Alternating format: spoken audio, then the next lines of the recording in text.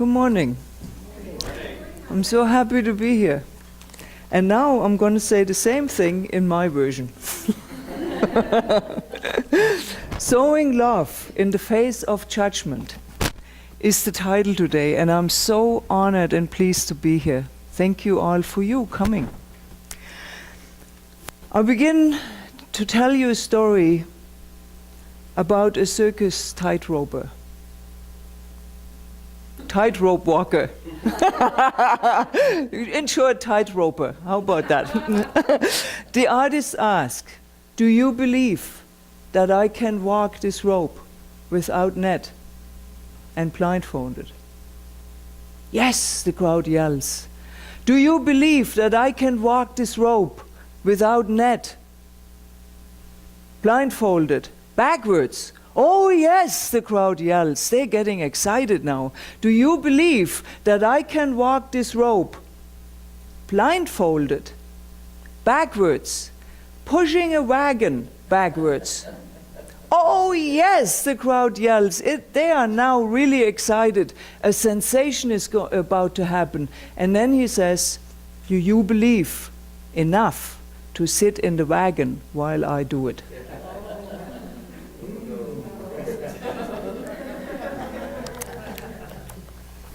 Yes. It's not what you look at that matters, it's what you see, says Henry David Thoreau. And what came up in your mind when observing that story? I'm not a fool. Fear, perhaps? Trust issues? Judgment? Or was that discernment? We have to be clear about the difference, I think. What is discernment? The perception in the absence of judgment with a view to obtaining direction and understanding. That's from the internet, so I have to repeat that. Discernment is the perception in the absence of judgment with a view to obtaining direction and understanding. Discernment could sound like, "I love you and I choose not to sit in the wagon." Judgment says, "This is a bad idea. Are you crazy? What are you asking me to do here? I don't love you." So I want to bring that up because to show the difference, discernment is an opening. It's allowing. It's looking for other information, where judgment is a slam dunk. Right? Case closed. This is it. No. It restricts. It holds the good flow out. And there's so much going around in our head. So I just wanted to be sure that we don't call everything that we say to ourselves judgment. Because it matters in what tone and with what feeling we say things. We may perceive it as judgment or expect judgment when we have an idea and we share it with our folks around us, and we expect support, praise, encouragement, and when we don't get it, then we feel like we're not supported and we feel disappointed. You know, when the conversation comes around judgment, everyone readily agrees that it's not good. Judgment is not good. Then people say, "Yes, I'm guilty. I judge myself, but I don't judge others." You know, I judge myself really hard. We may believe that we are our worst judge.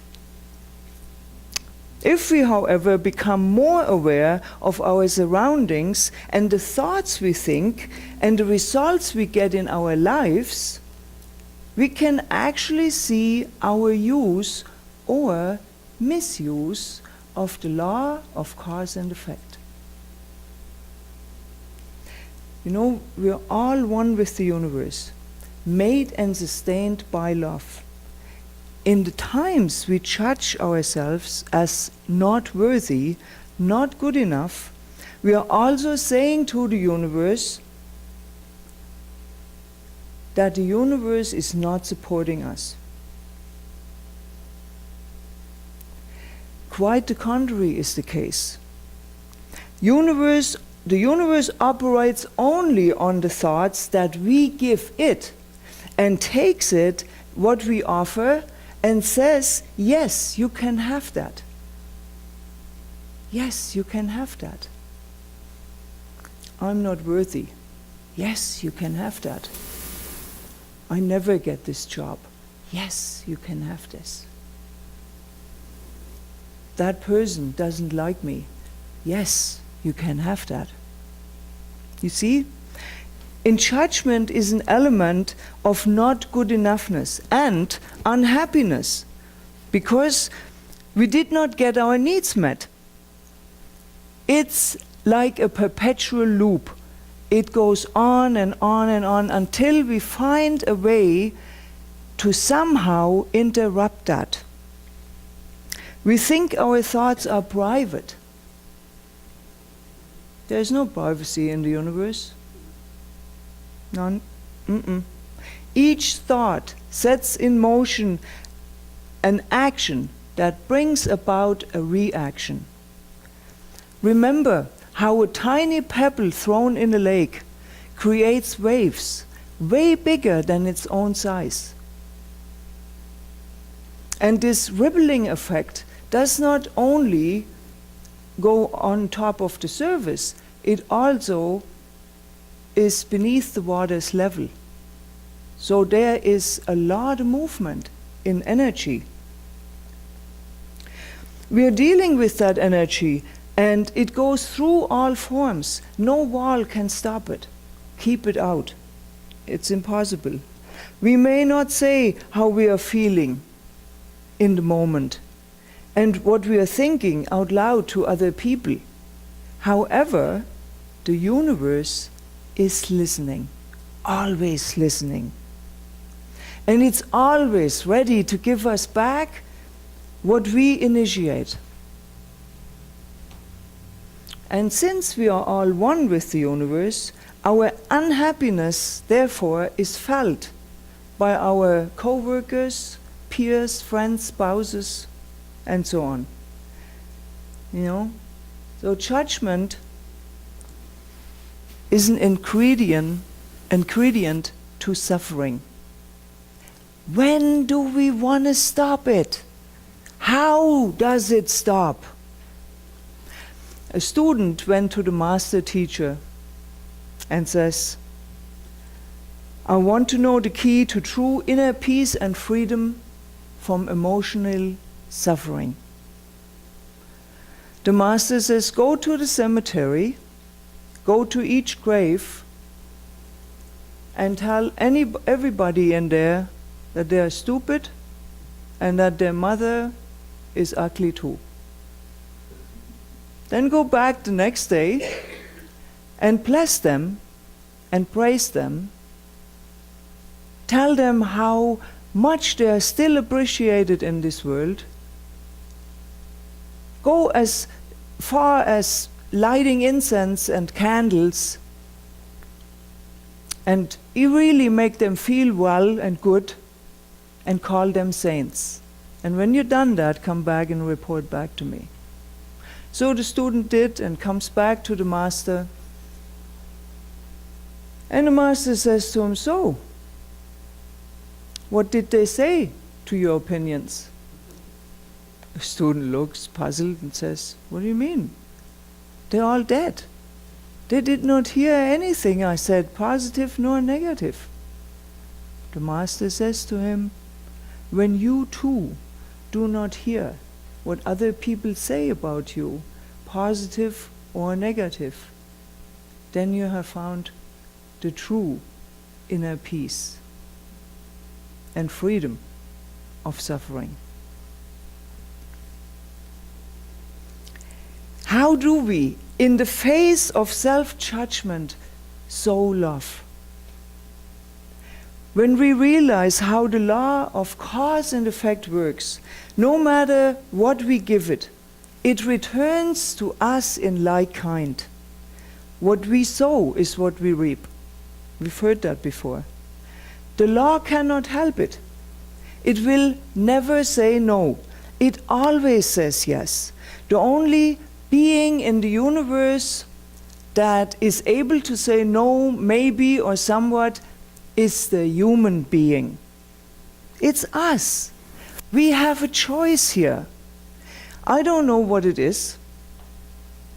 Perhaps it's a curse. Perhaps it's a blessing. Everything that we are experiencing, we first experience in us. What we say, what we think, what we do, we experience it here, in us. The two different ways that we make the choices are conscious, and the other way is unconscious. The unconscious choices come from conditioning.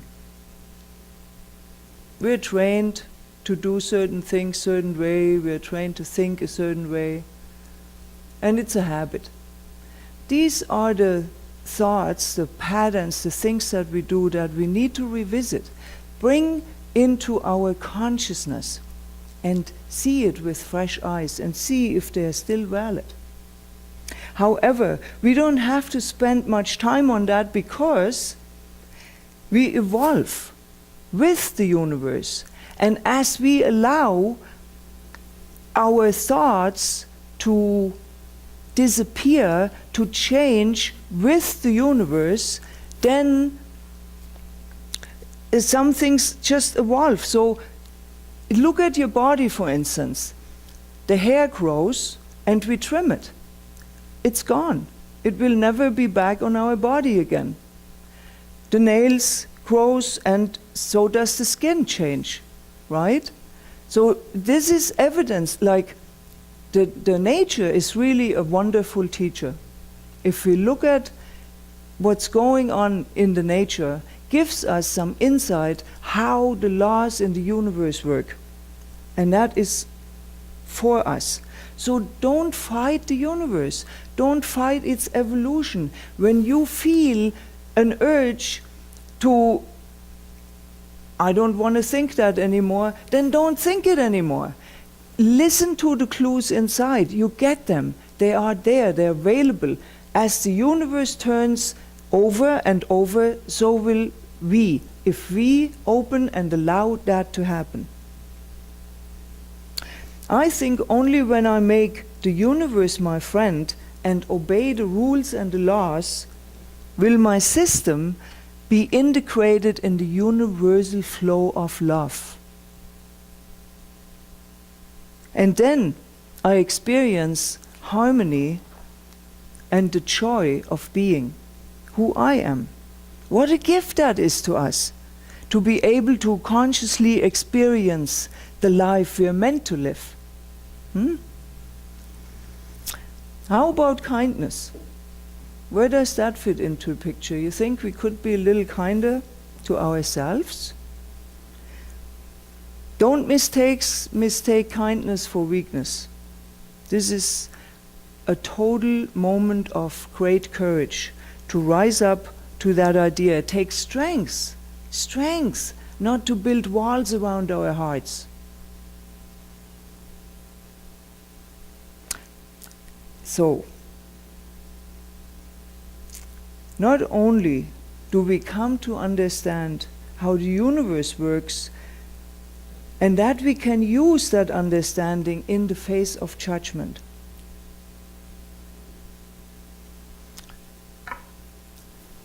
When I immigrated to Canada, I didn't speak to my friends and family about it. I wanted to see how far this application would go. And all of a sudden I get back requests for police report, doctor's checkup, financial statements, and I thought, I have set something in motion here and it's actually going to happen, so I better start talking to my folks about it, and I might be out of here before they know it. So the funny thing was, I started with my friends first, and I heard stories about why they didn't go to another country. One lady says she wanted to go to Australia, and when she told her parents, they were heartbroken and they would miss her so much, and she decided not to go. A co-worker said, I had a job lined up in East Canada, but I looked at it and they didn't have any insurance there, and that was too scary, too risky for me, so I didn't go. So I sat myself down and asked myself, what is my heart's desire here? And I told my parents, and no judgment came, just questions. And I answered best I could. But then something happened. I lived around the corner and I went over for supper a lot. And every time I spoke about my dream, my father would get all teary-eyed. I thought, here comes something. And I was getting worried that there would be a pull, something coming to me like my friend experienced, that my parents don't want to let me go because they would miss me. So I sat myself down again and I asked myself, really, what is it that I want? What is it that I want? Is this what I want? Yes. Okay. So next time the tears came to my parents' eyes, I took heart and I asked them, what is the meaning of your tears when I speak of my dream? My father says, we're so proud of you. We're so proud of you that you would do such an amazing thing. I could never do this. That made me well up too. We cried together. And because of the love and support that I received, all notions, all inclination of thinking of judgment went away, disappeared into thin air. So we got to ask. We got to ask the question. We got to bring up the courage to ask the question. And feel the support and the love, not only from our peers, parents, spouses, but from the universe. The universe is there to love us. That's what that means, love us. It says yes. It says yes to all that we say. Once we understand this, love will guide us, and in the face of judgment, lets us be mindful of our interactions with the universe and to be kind with ourselves, surrender old ideas, and let us understand our feelings, and even ask ourselves, what is it that I'm feeling right now? Where am I unhappy? Why am I judging? What am I looking at? With what am I looking with? Where's my connection in this life? And the answer is always yes. Remember that. Then you can move your statements in a different way. For instance, this person likes me. Yes, you can have that. I can't get that job. Yes, you can have that. I am worthy. Yes, you can have that. That's the only answer the universe has. What shows up then is the radiance of what we truly are. Don't suffer. Love. Learn to love. And so it is. Thank you.